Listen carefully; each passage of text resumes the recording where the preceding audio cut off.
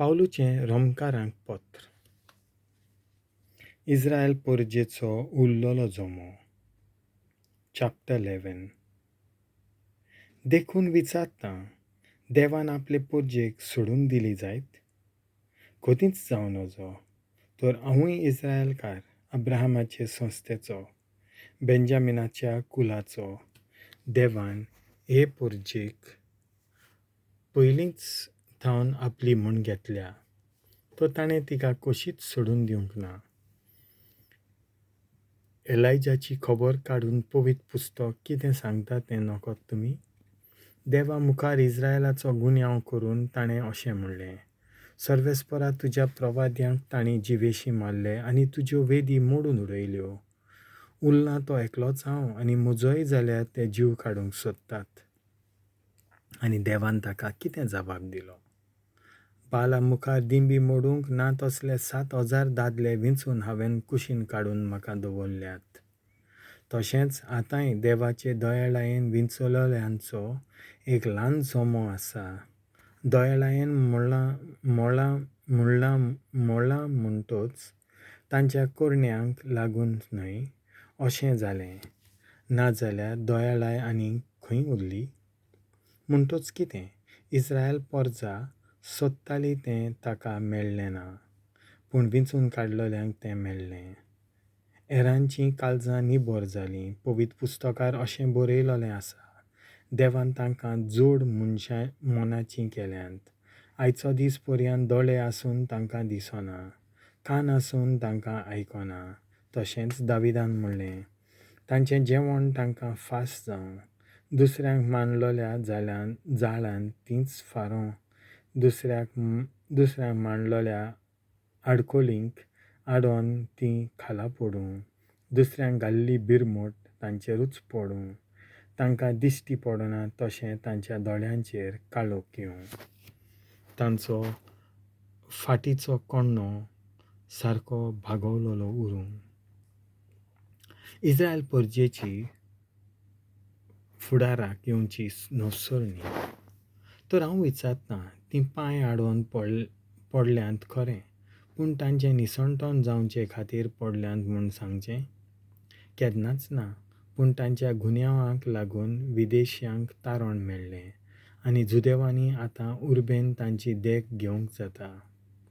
तांच्या गुन्यांवां आख्खें मनशाकूल गिरेस्त जालें जाल्यार आनी तांच्या अविस्वाशीपणान विदेशियांक सुभां आशिर्वाद मेळ्ळो जाल्यार सगलो जुदेव लोक भावार्थ धरूंक पावतलो तेन्ना कितलो अदीक व्हड जावचो ना समेस्तांचेर देंवतलो तो आशिर्वाद? तर तुमकां विदेशियांनो अशें सांगता, हांव विदेशियांचो धर्मदूत म्हणटोच ह्या मुनयारीपणांत म्हाका अभिमान भोगता. आनी म्हज्या इस्रायल पोरजेंतल्या भावां भयणी मदें नाटकाय वाडोवंक आनी अशें तांच्या मदल्या कांय जाणांक तारण फावो करूंक हांव पावून म्हूण म्हजी आशा.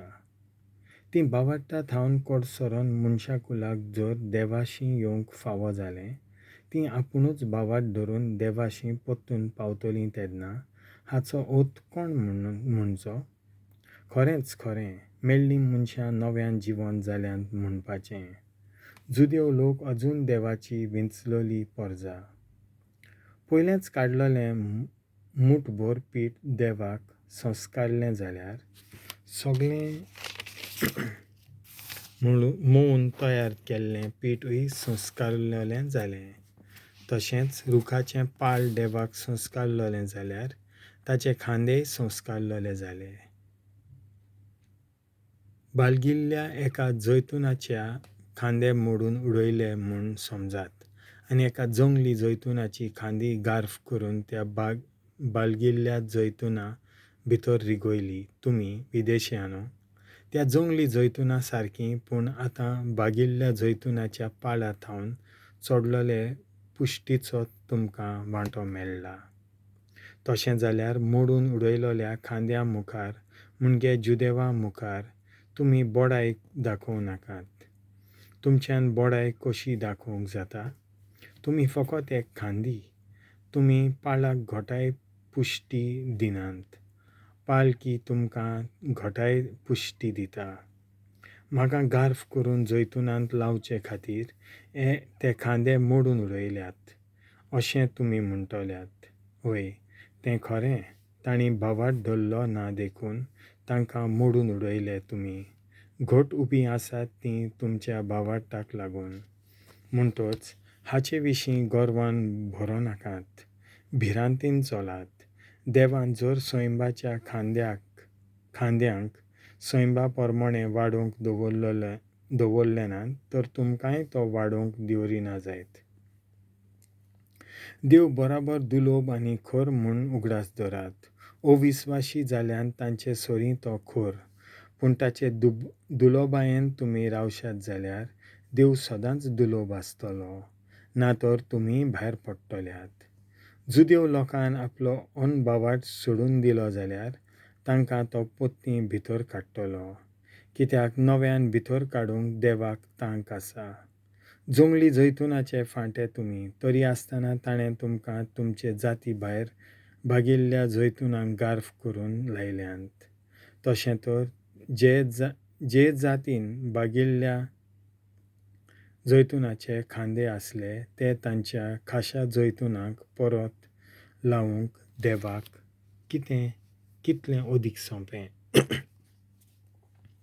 जुदेव लोक देवाचे तारुण्णीक येवजणेक खालतो जातलो.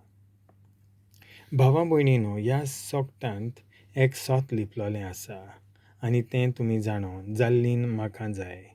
ना तर आपुणूच शाणी म्हूण चिंतून तुमी तुमचेच संबंदी मुरगटशात. तें सोत म्हणल्यार तें इस्रायल प्रजेचो एक वांटो आपल्या वाड्याचो जावन गेलो.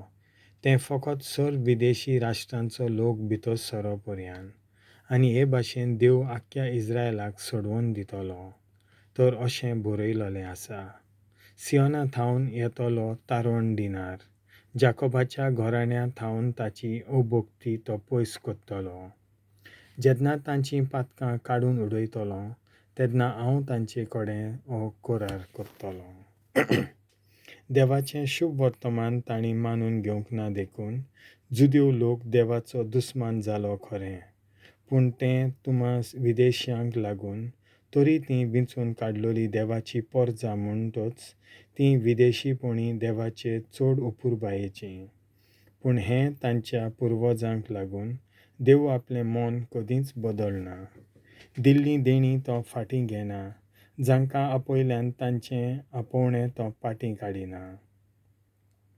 तुमी एका वेळार देवाच्या आज्ञांक खालती नासल्यात. पूण जुदेव लोक देवाक खालतो ना जालो देखून तुमकां विदेशियांक आतां ताची दयाळाय फावो जाली. तशेंच तुमकां विदेशांक फावो जाल्ली दयाळाय पळोवन तांकांय ती देवाची दयाळाय फावो जावचे खातीर जुदेव लोक आतां देवाक खालतो ना. सगळीं मनशां, जुदेव आनी विदेशी, देवाच्या आज्ञांक खालती ना जावन आपणेच केल्ले हे बंडखणींत पडूंक देवान तांकां निर्मिलें.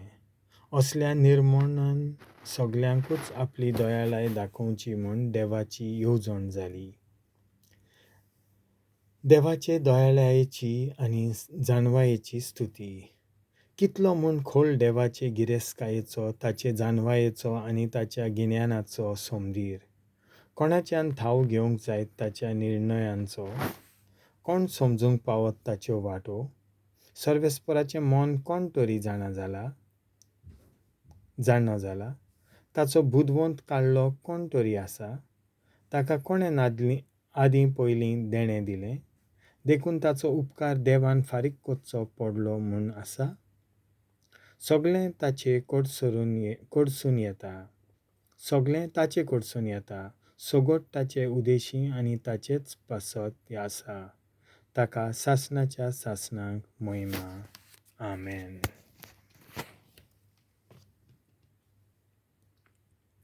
देवाचें उतर